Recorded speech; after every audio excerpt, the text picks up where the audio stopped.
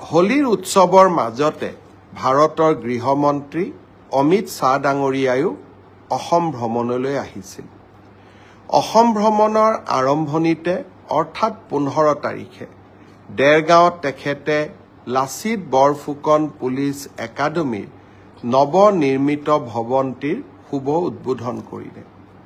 প্ৰায় 1000তকৈও অধিক বিঘা মাটিৰে লাচিত বৰফুকন পুলিচ একাডেমী ভাৰতৰ ভিতৰতে এটা আটাইতকৈ উৎকৃষ্ট পুলিচ একাডেমী হ'ব পাৰে। যোৱা কেইটামান দিনত গোৱাৰ পৰা অহা 700 পুলিচ কনিষ্টবল বা পুলিচ জোৱানকো আমি দেৰগাঁৱতে প্ৰশিক্ষণ দিছিলোঁ। মণিপুৰৰ পৰা অহা প্ৰায় 2000তকৈও অধিক আৰক্ষীৰ জোৱানকো আমি দেৰগাঁৱতে প্ৰশিক্ষণ দিছিলোঁ। মই বিশ্বাস কৰোঁ যে এই দেৰগাঁৱৰ অসম আৰক্ষী অৰ্থাৎ লাচিত বৰফুকন পুলিচ একাডেমীক আমি দেশৰ ভিতৰতে এখন উৎকৃষ্ট মানৰ একাডেমীলৈ ৰূপান্তৰ কৰিব পাৰোঁ। কেইটামান বিশেষ আঁচনিৰ কথা মই ঘোষণা কৰিছিলোঁ। দেৰগাঁৱৰ পুলিচ একাডেমীত আমি এটা সৰু সজাই ষ্টেডিয়ামৰ দৰে এটা ডাঙৰ স্পৰ্টিং আমাৰ ক্ৰীড়াৰ প্ৰাংগণ এটা আমি নিৰ্মাণ কৰিম, য'ত দেৰগাঁৱৰ স্থানীয় যুৱক যুৱতীয়েও খেলা ধূলা কৰিব পাৰিব আৰু অসম পুলিচৰ জোৱানসকলৰ মাজতো ক্ৰীড়া প্ৰতিভাৰ সন্ধান কৰিবলৈ আমি সক্ষম হ'ম। All India police meet, national গেমছৰ দৰে অনুষ্ঠানো আমি যাতে দেৰগাঁৱতে অনুষ্ঠিত কৰিব পাৰোঁ, তেনে ধৰণৰ এটা ক্ৰীড়া প্ৰকল্প আমি দেৰগাঁৱত স্থাপন কৰিবলৈ সিদ্ধান্ত লৈছোঁ। দেৰগাঁৱৰ পুলিচ একাডেমীত আমি এখন CBSEৰ স্কুল পাতিম, য'ত দেৰগাঁৱৰ স্থানীয় যুৱক যুৱতীসকলেও পঢ়া শুনা, বিশেষকৈ ছাত্ৰ ছাত্ৰীসকলেও পঢ়া শুনা কৰিব পাৰিব। দেৰগাঁৱতে এটা স্কিল চেণ্টাৰ আৰু নাৰ্ছিং স্কুল এখনো খুলিবলৈ আমি সিদ্ধান্ত লৈছোঁ। অৰ্থাৎ অসম পুলিচ একাডেমীক আমি এক শ্ৰেষ্ঠতম একাডেমীলৈ ৰূপান্তৰ কৰিব খুজিছোঁ। আৰু ভৱিষ্যতে যদি কেতিয়াবা পাৰোঁ, যেনেকৈ আৰ্মি মেডিকেল কলেজ থাকে, পুলিচ মেডিকেল কলেজ এখনৰো আমি কল্পনা কৰিব পাৰোঁ। অসমৰতো এতিয়া আকাশ চুবৰ মন, গতিকে কল্পনাৰ সীমা নাথাকে। কল্পনাৰ সীমাই কেতিয়াবা বাস্তৱকো উপেক্ষা কৰি আগুৱাই যাব খোজে। মই অৱশ্যে নিজৰ শৰীৰত মাজে মাজে চিকুট মাৰি থাকোঁ, যাতে কল্পনা আৰু বাস্তৱৰ মাজত এটা সামঞ্জস্য থাকে। গৃহমন্ত্ৰী অমিত শ্বাহ ডাঙৰীয়াই কোকৰাঝাৰত নিখিল বড়ো ছাত্ৰ সন্থাৰ 57তম বাৰ্ষিক অধিৱেশনত যোগদান কৰিলে। গৃহমন্ত্ৰীৰ ভাষণ ব্যতিক্ৰমী আছিল। সঁচাকৈয়ে সকলোৰে মন চুই গ'ল যেতিয়া গৃহমন্ত্ৰী ডাঙৰীয়াই ঘোষণা কৰিলে যে আমি নতুন দিল্লীৰ এটা পথ বডোফা উপেন্দ্ৰনাথ ব্ৰহ্মৰ নামেৰে নামাংকন কৰিম। বডোফা উপেন্দ্ৰনাথ ব্ৰহ্মই বড়ো জাতিৰ সৰ্বাংগীন উন্নতিৰ বাবে গোটেই জীৱন সংগ্ৰাম কৰিছিল আৰু BTR BTC আজি সেই সংগ্ৰামৰে প্ৰাপ্তি। ভাৰত চৰকাৰে বডোফা উপেন্দ্ৰনাথ ব্ৰহ্মৰ নামত নতুন দিল্লীত এটা পথ উৎসৰ্গিত কৰাৰ যি সিদ্ধান্ত গ্ৰহণ কৰিলে, সি অকল বড়ো জাতিৰ বাবেই নহয়, সমগ্ৰ অসমবাসীৰ বাবে এক মন চুই যোৱা ঘোষণা আছিল আৰু যাক লৈ আমি অনাগত দিনত সঁচাকৈয়ে গৌৰৱান্বিত হৈ থাকিম। উপেন্দ্ৰনাথ ব্ৰহ্মৰ এটা প্ৰতিমূৰ্তিও সেই ৰাস্তাটোৰ লগতে স্থাপন কৰাৰ বাবেও গৃহমন্ত্ৰী ডাঙৰীয়াই আমাক জনালে যে যদি আমি প্ৰতিমূৰ্তিটো বনাই দিব পাৰোঁ, সেই প্ৰতিমূৰ্তিটো তাতে সংস্থাপন কৰা হ'ব। মই ভাবোঁ যে এই সিদ্ধান্তই বড়ো জাতিক সঁচাকৈয়ে প্ৰেৰণা দিব, অসমবাসীক উৎসাহিত কৰিব। গৃহমন্ত্ৰী অমিত শ্বাহ ডাঙৰীয়াক মই এই সিদ্ধান্তৰ বাবে আকৌ এবাৰ অসমবাসী ৰাইজৰ হৈ অন্তৰৰ গভীৰতম কোণৰ পৰা কৃতজ্ঞতা জনালোঁ। মই বৰপেটাৰ দৌল উৎসৱৰ কথা উল্লেখ কৰিছিলোঁ। দৌলত যাওঁতে এগৰাকী কণমানি ভাগিনে মোক হাতত ধৰি কৈছিলে যে মামা, এইবাৰ সমাজ অধ্যয়নৰ মেট্ৰিকৰ পেপাৰখন খুব টান হৈছে, মোক 10 নম্বৰ এক্সট্ৰা কৰি দিব লাগিব। নগাঁৱলৈকে যাওঁতে 16 তাৰিখে নগাঁৱত গৈছিলোঁ, তাতো এগৰাকী ভাগিনে এনেকেই কথা ক'লে, আৰু বৰদোৱাতো আন এগৰাকী ভাগিনে একেই কথা ক'লে যে সমাজ অধ্যয়নৰ পেপাৰখন এইবাৰ মেট্ৰিকত খুব টান হৈছিলে। মই প্ৰত্যেকটো কথাই চিৰিয়াছলি লওঁ। গুৱাহাটীত আহি সেবাৰ চেয়াৰমেনক মই সুধিলোঁ যে সমাজ অধ্যয়নৰ পেপাৰখন সঁচাই টান হৈছিল নেকি। সেবাৰ অধ্যক্ষ ডাঙৰীয়াই মোক ক'লে যে প্ৰশ্নখনৰ পেটাৰ্ণ বদলিছে। যোৱা বছৰো প্ৰশ্নখনৰ পেটাৰ্ণ বদলোৱা হৈছিল আৰু এইবাৰো পেটাৰ্ণটো বদলোৱা হৈছে যাতে ছাত্ৰ ছাত্ৰীসকলৰ জেনেৰেল নলেজৰ পৰীক্ষা সেবাই ল'ব পাৰে। ব্যৱস্থাটো আদৰণীয়, কিন্তু যদি মোৰ ভাগিনবিলাকে আকৌ মেট্ৰিকত ফেইল কৰি যায় তেতিয়াহ'লে কেনেকৈ হ'ব? সেইটোতো হ'ব নোৱাৰে। সেইকাৰণে মই সেবাৰ অধ্যক্ষক মই অনুৰোধ কৰিছোঁ যে আপুনি চাব, যদি মোৰ ভাগিনবিলাকৰ পৰীক্ষা সমাজ অধ্যয়নখনত বেয়া হয় কিন্তু আন পেপাৰবিলাকত ভাল হয়, তেতিয়াহ'লে এইবাৰ সমাজ অধ্যয়নত আমি সকলোকে অতিৰিক্তকৈ কিবা নম্বৰৰ ব্যৱস্থা কৰি হ'লেও ভাগিনসকলক মেট্ৰিক পাছ কৰাৰ সুবিধা কৰি দিব লাগিব। তেখেতে মোৰ অনুৰোধক বিবেচনা কৰিম বুলি প্ৰতিশ্ৰুতি দিছে, আৰু সেয়েহে ময়ো ভাগিনসকলক ক'ব খুজিছোঁ যে সমাজ অধ্যয়নৰ কাৰণে আমি আৰু চিন্তা কৰিব নালাগে, সকলোৱে মিলি চেষ্টা কৰিব যাতে আমাৰ পৰীক্ষাটো আমি ভবাৰ দৰে নহ'লেও আমি যাতে কিছু হ'লেও অতিৰিক্ত নম্বৰৰ সুবিধা লাভ কৰিব পাৰোঁ। মই ভাবোঁ যে এই ঘোষণাটোৱে ভাগিনসকলৰ চিন্তা কিছু দূৰ কৰিব। এতিয়া মই ফেচবুক লাইভতে পাই আছোঁ PGT ৰিজাল্ট কেতিয়া দিব, গ্ৰেজুৱেট টিচাৰৰ ৰিজাল্ট কেতিয়া দিব। মই হ'ব খোজা শিক্ষকসকলক এটা অনুৰোধ কৰিম যে আপোনালোকে যদি ধৈৰ্য যদি আপোনালোকৰ নাথাকে, তেতিয়াহ'লে আপোনালোকে শিক্ষক হৈ ছাত্ৰ ছাত্ৰীসকলক ধৈৰ্য, নিয়মানুৱৰ্তিতা, শৃংখলাবদ্ধতা, এই জ্ঞানবিলাকৰ বিষয়ে কেনেকৈ আপোনালোকে ল'ৰা ছোৱালীক শিকাব? মই আপোনালোক যি ধৰণে উদ্গ্ৰীৱ হৈ আছে, মোৰ চিন্তা সিমানেই বাঢ়ি গৈ আছে যে আপোনালোকে একোজন প্ৰকৃত শিক্ষক হ'ব পাৰিবনে নাই। সেয়েহে যিমানে আপোনালোকৰ চিন্তা বাঢ়িছে, নিযুক্তিৰ তাৰিখো মই 15 দিনকৈ আগুৱাই লৈ গৈ আছোঁ, যাতে আপোনালোকৰো এটা ধৈৰ্যৰ পৰীক্ষা আমি ল'ব পাৰোঁ। তথাপিতো আপোনালোকে যিহেতু সুধি থাকে, সেইকাৰণে মই উত্তৰ দিব খুজিছোঁ। মে' মাহৰ প্ৰথম সপ্তাহত পোষ্ট গ্ৰেজুৱেট আৰু গ্ৰেজুৱেট টিচাৰ যি 9075টা পদৰ গ্ৰেজুৱেট টিচাৰৰ নিযুক্তি পৰীক্ষা হৈছিল, তাৰ ফলাফল সেবাই ঘোষণা কৰিব। কিন্তু তাৰ পিছত আপোনালোকৰ ডকুমেণ্ট ভেৰিফিকেশ্যন হ'ব আৰু ফাইনেল নিযুক্তি 10 অক্টোবৰত হ'ব। আৰু 10 অক্টোবৰলৈ আপোনালোকে ধৈৰ্য ধৰিবই লাগিব, কাৰণ আমিও আপোনালোকৰ অকণমান ধৈৰ্যৰ পৰীক্ষা কৰিব খুজিছোঁ। ঠিক সেইধৰণে যিসকল শিক্ষকে মোক সুধি আছে 5550ৰ লিষ্ট কেতিয়া দিব, আপোনালোককো মই জনাব খুজিছোঁ যে এপ্ৰিল মাহৰ ভিতৰত আমি আপোনালোকৰ ডকুমেণ্ট ভেৰিফিকেশ্যনৰ কাম শেষ কৰিম। মে' মাহৰ পৰা আপোনালোকৰ প্ৰভিজনেল লিষ্ট ওলাব, কিন্তু নিযুক্তি 10 অক্টোবৰত হ'ব, আৰু তেতিয়ালৈকে আমি সকলোৱে ধৈৰ্য ধৰিম। কোনোবাই ক'ব পাৰে যে নতুন নিযুক্তিৰ ল'ৰা ছোৱালীয়ে যদি ইমান দেৰিকৈ দিওঁ তাতো পোষ্ট ল'ব নেকি? নহয়, নতুন নিযুক্তিৰ তালিকা 10 অক্টোবৰৰ পিছত ওলাব। গতিকে 10 অক্টোবৰত যিসকলে নিযুক্তি পাব, তেওঁলোকে স্বাভাৱিকভাৱে নতুন নিযুক্তিত LPৰ শিক্ষক LPত অৱতীৰ্ণ হ'ব নোৱাৰিব, কিন্তু তেখেতসকলে ইউপিৰ পৰীক্ষাত বা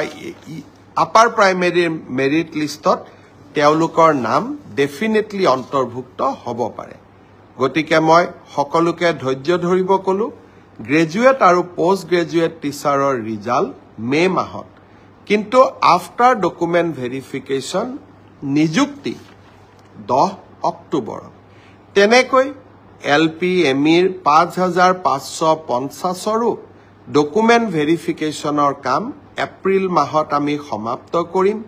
মাৰ্চ মাহৰ পৰা প্ৰভিজনেল লিষ্ট ওলাব কিন্তু নিযুক্তি 10 অক্টোবৰত হ'ব এতিয়া মই আহিছো এটা নতুন চৰকাৰী আঁচনিৰ বিষয়ে অহা 19 তাৰিখে দিনৰ 11:30 বজাত আমি অসমৰ প্ৰতিটো সমষ্টিতে একোখনকৈ মিটিঙৰ জৰিয়তে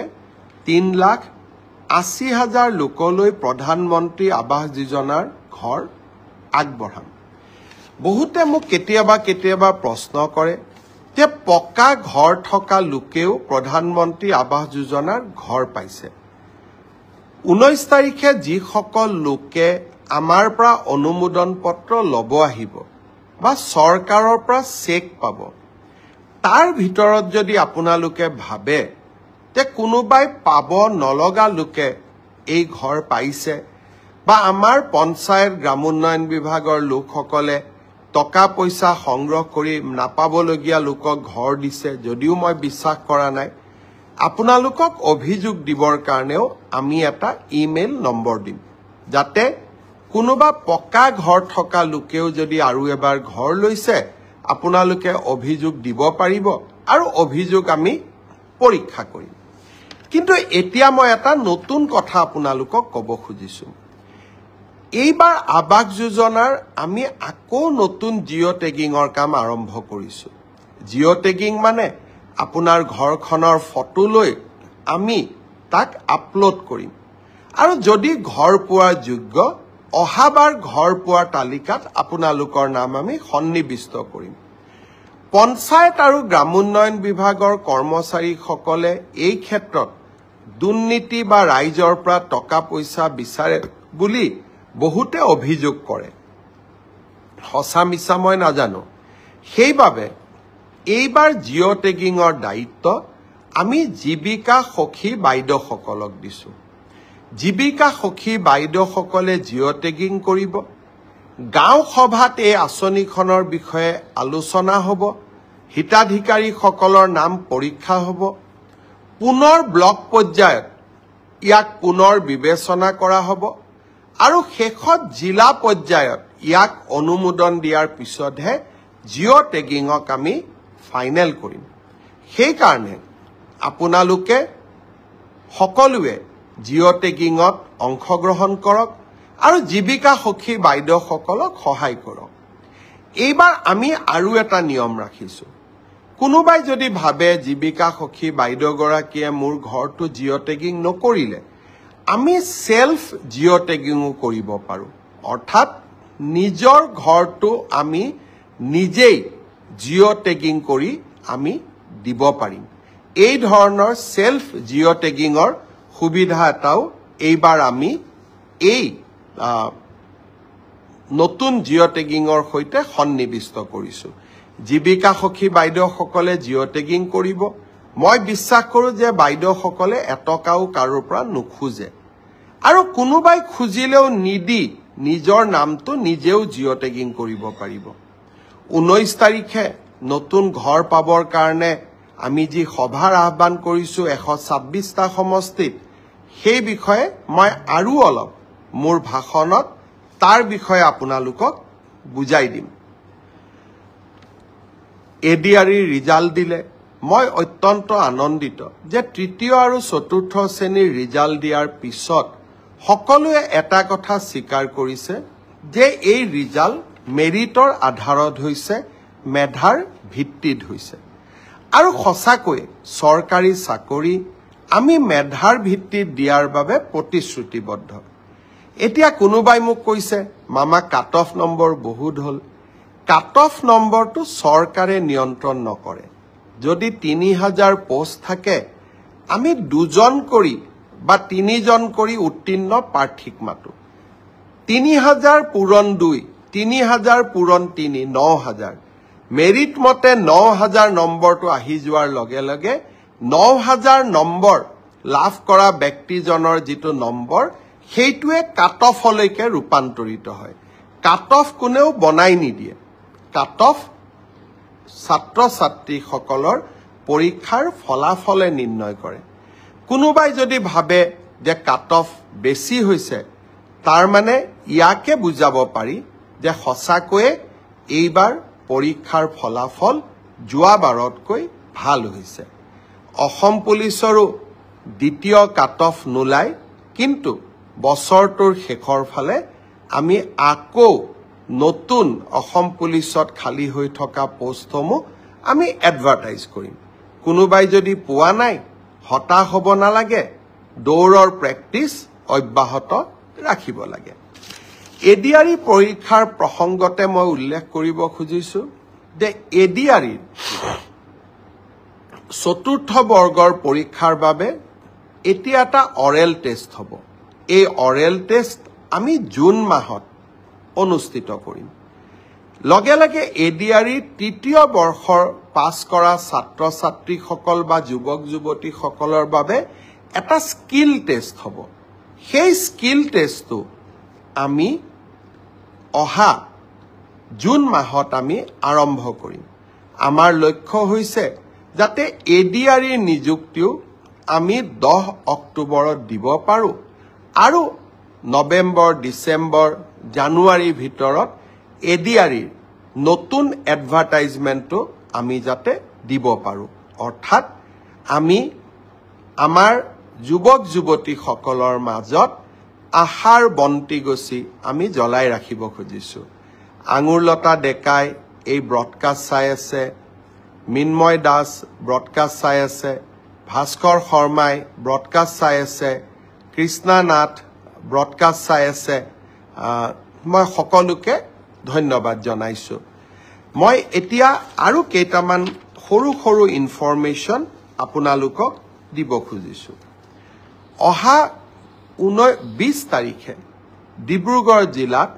আমাৰ কেবিনেটৰ বৈঠক অনুষ্ঠিত হ'ব কাৰণ প্ৰত্যেক মাহত 4 দিন বা 3 দিন মই ডিব্ৰুগড়ত থাকো আৰু ডিব্ৰুগড়ত থকা সময়তে ডিব্ৰুগড়ত আমাৰ কেবিনেটখনো অনুষ্ঠিত হ'ব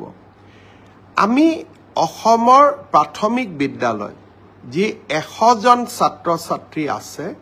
সেই স্কুলবিলাকত প্ৰধান শিক্ষকৰ পদ আমি সৃষ্টি কৰিছিলো আৰু খুব কম সময়ৰ ভিতৰতে এই প্ৰধান শিক্ষক পদৰ নিযুক্তি হ'ব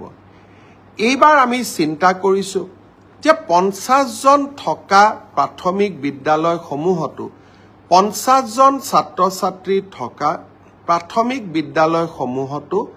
আমি প্ৰধান শিক্ষকৰ পদ সৃষ্টি কৰিব পাৰো নেকি এই বিষয়ে আমি কেবিনেটত ডিব্ৰুগড়ত আলোচনা কৰিম প্ৰাদেশিকৰণৰ আইনখন সংশোধনৰ বাবেও ইতিমধ্যে আমি সংশ্লিষ্ট সকলোৰে লগত কথা বতৰা পতা আৰম্ভ কৰিছো যাতে সকলোৱে এই ক্ষেত্ৰত যিমান দূৰ পাৰো 2006 চনৰ আগত স্থাপন হোৱা শিক্ষানুষ্ঠানসমূহত আমি যিমান পাৰো আমি যাতে ন্যায় দিবৰ কাৰণে আমি চেষ্টা কৰিব পাৰো মই আজিৰ এই ব্ৰডকাষ্টত অংশগ্ৰহণ কৰা সকলোকে আকৌ এবাৰ ধন্যবাদ দিছো ফাকুৱা হৈ গল আৰু দৌল উৎসৱ হৈ গল গৃহমন্ত্ৰী ডাঙৰীয়াৰ সফল অসম ভ্ৰমণৰো সামৰণি পৰিল ইয়াৰ মাজত দুই এটা সৰু খুৰা ৰাজনৈতিক ঘটনাও নঘটা নহয় যোৱা পৰহি দিনাখন অসম পুলিচে এগৰাকী যুৱকক গ্ৰেপ্তাৰ কৰিছিল সোশ্যাল মিডিয়াত শিডিউল কাষ্ট সমাজৰ এগৰাকী মহিলাৰ বিৰুদ্ধে অতি বেয়াকৈ লিখাৰ বাবে অসম মহাপুৰুষ শ্ৰীমন্ত শংকৰদেৱ আৰু মাধৱদেৱৰ অসম লাচিতৰ অসম সাহিত্যৰথী লক্ষ্মীনাথ বেজবৰুৱাৰ প্ৰতিদ্বন্দ্বীকো আমি সমালোচনা কৰিম আৰু সমালোচনা কৰাৰ অধিকাৰ ভাৰতবৰ্ষৰ সংবিধানে আমাক দিছে কিন্তু কোনোবা আমাৰ ৰাজনৈতিক প্ৰতিদ্বন্দ্বী হল বুলিয়ে তেওঁক আমি ৰেপিষ্ট বুলি কম ঘৰ জুৱাই বুলি কম তেওঁৰ মিত্ৰ শহুৰকো আমি বিতৰ্কৰ মাজলৈ টানি আনিম আৰু এনেবোৰ কৰাজনক ডাঙৰ ডাঙৰ সংসদত চিঞৰি নৰেন্দ্ৰ মোদীক জ্ঞান দিব বিচৰা সংসদসকলে এনে ধৰণৰ উতনুৱা যুৱকক সমৰ্থন দিব ই কেতিয়াও গ্ৰহণযোগ্য হ'ব নোৱাৰে আমি অসম এখন সংস্কৃতিবান সমাজ অসমৰ ৰাজনীতিত বাওপন্থী লোকসকলে কিছুমান আচহুৱা শব্দৰ যোগদান কৰোৱালে অন্যথা অসমৰ লোকৰ কথা বতৰা সদায়ে মিঠা আনকি আমি ইজনে সিজনক গালি পাৰিলেও সেই মিঠা শব্দৰে আমি ব্যৱহাৰ কৰোঁ মই ভাবো ৰাজনীতিত শালীনতা আৰু শত্ৰুকো অন্তত কথা কওঁতে সন্মানেৰে কথা কোৱা এই সৰু সৰু জ্ঞানবিলাক আমাৰ যুৱক সমাজে আহৰণ কৰিব লাগে আৰু কেতিয়াবা আমি যেতিয়া ভাবো যে কোনোবাই লক্ষ্মণ ৰেখা অতিক্ৰম কৰি গৈছে তেওঁক আইনৰ শাসনৰ ভিতৰলৈ লৈ অহাটো আমাৰ দায়িত্ব আৰু কৰ্তব্য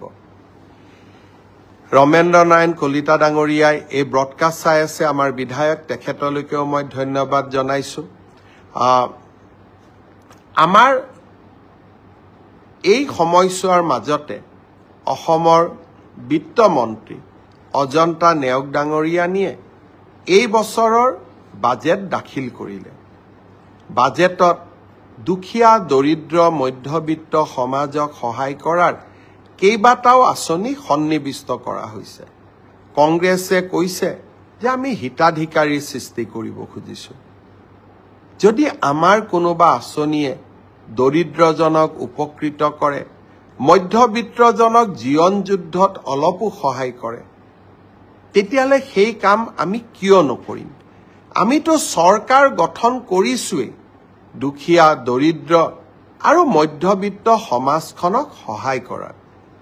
কোনোবাই মোক উপলুঙাও কৰিছে যে অসমৰ নিজা স্যাটেলাইট কেনেকৈ হ'ব পাৰে কোনোবা দুই এজনে লিখিছেও যে আমি স্যাটেলাইট কৰিব নোৱাৰো অসম্ভৱক সম্ভৱ কৰাই আমাৰ কাম কাৰণ অসমৰ এতিয়া আকাশ চুবৰ মন আমাৰ নিজৰ স্যাটেলাইটে হওক প্ৰটন থেৰাপিৰ কেন্সাৰ ৰোগৰ ট্ৰিটমেন্টৰ বাবে প্ৰটন থেৰাপিৰ মেচিনে হওক বা অসমৰ কলা সংস্কৃতিক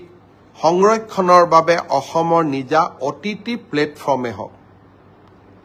যি ভাবিছে ই অসম্ভৱ মই ভাবো যি অসমীয়াই এটা ৰাতিৰ ভিতৰতে গড় নিৰ্মাণ কৰি ৰামসিংহ ঔৰংজেবক ৰখাব পাৰিছিল সেই অসমীয়াই আকাশত স্যাটেলাইটো উৰাব পাৰিব প্ৰটন থেৰাপিৰ মেচিনো আনিব পাৰিব আৰু নিজৰ অটিটি প্লেটফৰ্মো বনাব পাৰিব বহুত বহুত ধন্যবাদ জয় হিন্দ আকৌ লগ পাম